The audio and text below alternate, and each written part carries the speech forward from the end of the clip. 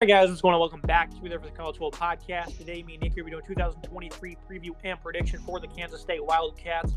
Welcome to this coaching staff: Chris Kleiman, 30-20 through 4 seasons. Colin Kalani, he's been with Kansas State since 2017. Second year as the offensive play caller. Joe Klanderman, been with Kleiman since 2014. The Wildcats, reigning Big 12 champions, return 12 starters in hopes of going back-to-back. Looking at this offense, Nick, this unit was certainly on par with what we assumed a season ago. Of course, Adrian Martinez didn't have the greatest of impact as we thought he would. Will Howard was able to take over that position. Martinez is gone. They returned 7 starters. Deuce Vaughn, Malik Knowles, the leader in the receiving corps is gone. Much more dynamic offense, though, it seemed, with Howard at quarterback in terms of more effective passing attack. And that paid big dividends for them because this running game was already stout. Martinez certainly did get involved from time to time later on in the year. Look at the portal. They lost 8 players, added only 3. But the 2 players they got, Treshaun Ward and Keegan Johnson, are going to be impactful starters for them. Treshaun Ward, this is a guy I think is going to be a great replacement for Deuce Vaughn at 5'10", 192. Great patience and vision, great speed, good ability at the line of scrimmage to put himself in position to follow his blocks. And this offensive line has some big players. Will Howard, this is a guy who has good mobility, can make plays on the run, showcase some good stroke to the boundary, often tests tight windows with confidence. 6'5", 235, love that size. Him playing with that tight window confidence certainly leads to some negative plays for the offense. Fast release, good arm strength, can really push it downfield with ease. I like Will Howard. I'm a big fan of his. Very interested to see how this offense does, Nick.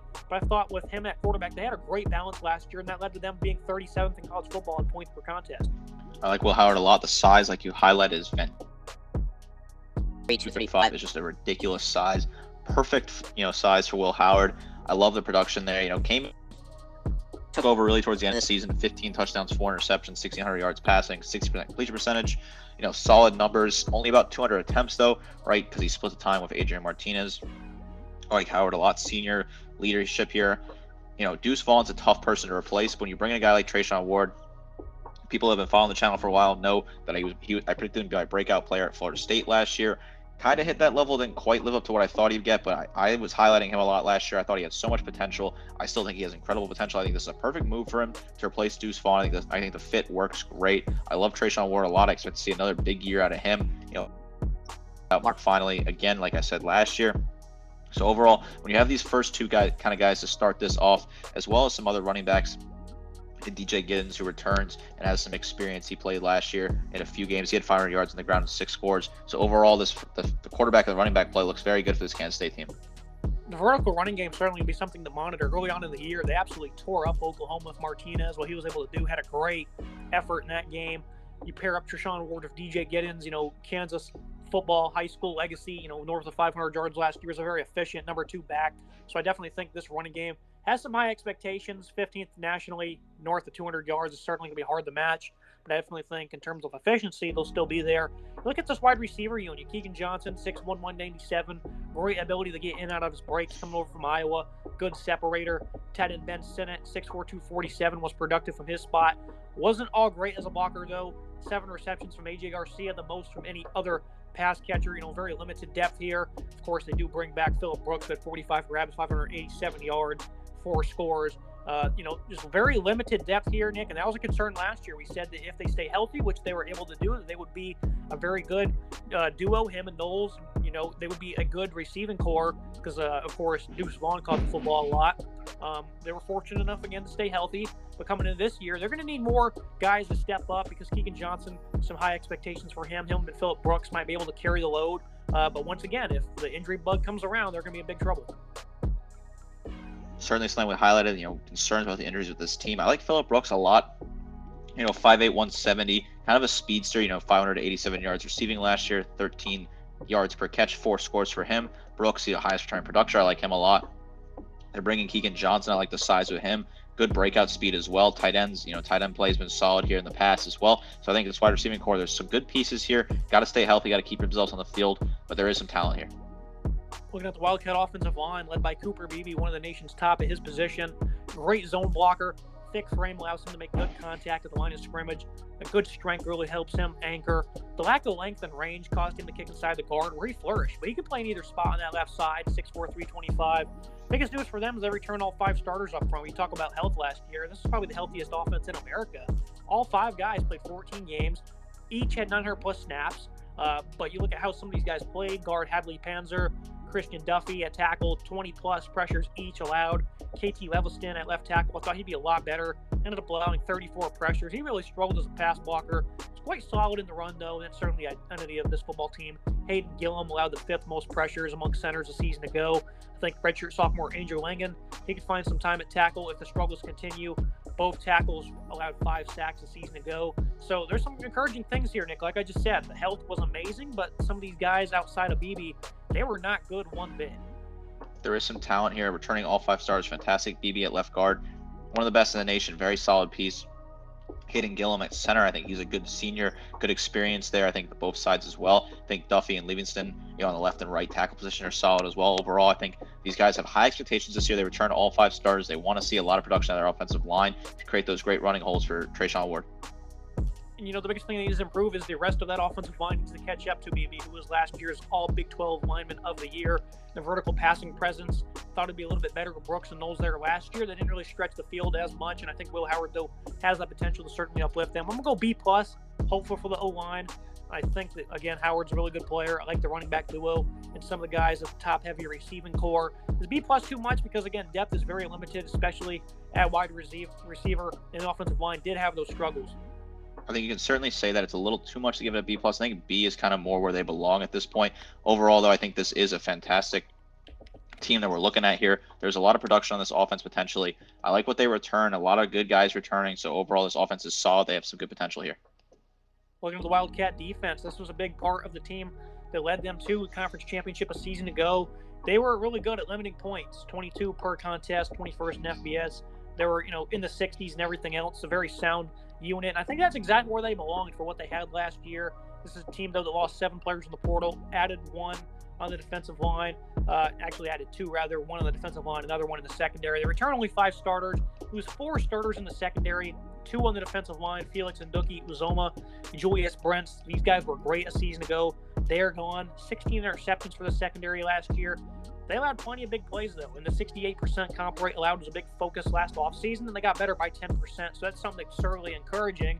Back to square one in that secondary, though. We'll get to them in a moment. The defensive line, the depth is concerning. Brendan Mott gained some good experience, was a productive edge. Caladuke has always been an impactful pass rusher, but just isn't productive. Uso Simialo, 6'3", 340 at nose. And Mississippi State transfer Javon Banks, who's been a poor tackler, will compete for reps at nose.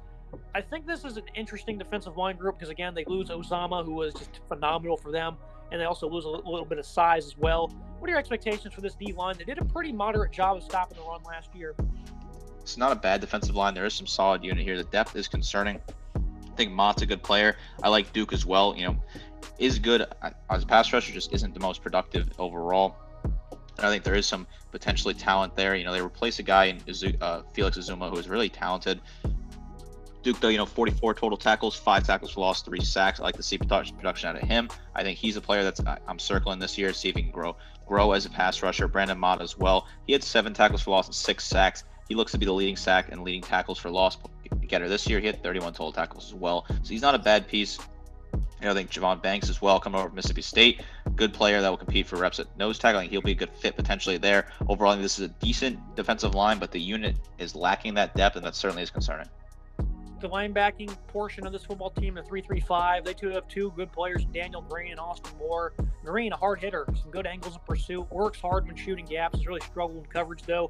Moore made some great strides as a starter this past season, a great producer, was an impressive run stopper, was much better in coverage over the first half of the season, not so much the rest of the year. Not much behind them, too, in terms of depth. They lose Crew Jackson, Gavin Forsett to the portal. I think Jake Clifton was a guy who transferred in late here. So when you look at this front 6, they got some players that kind of stand out, especially those 2 in the middle here at linebacker. But kind of like the offense, there's not much depth here, and if health becomes an issue, they could certainly succumb to those with, a poor performance, I'd say. I agree. I think there is some issues potentially with linebacking core in terms of depth. Highlight, over the past couple of seasons, I think Green and Moore are 2 good pieces to have early on. I think those guys are solid overall.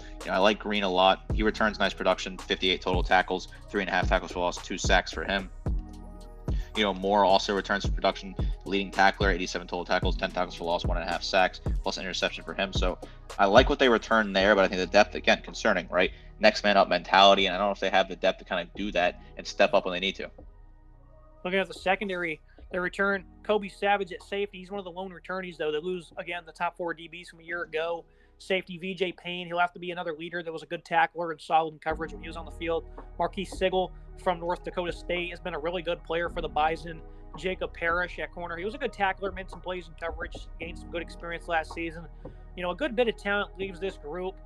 Even more of a step back seems imminent, but I was very happy with the progress they made a season ago. I mean, Julius Brents was able to work himself into being a high-end draft pick. Kobe Savage was a good playmaker for them.